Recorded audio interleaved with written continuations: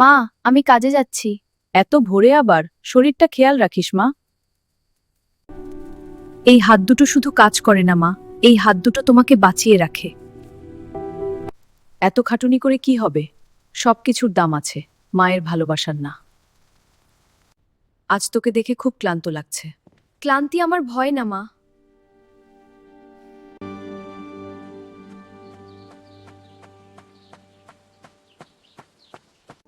আমি তোকে বোঝা বানিয়ে ফেলেছি। এই কথাটা আমার সামনে আর বলবে না মা। আমি হারবো না মা, কখনোই না।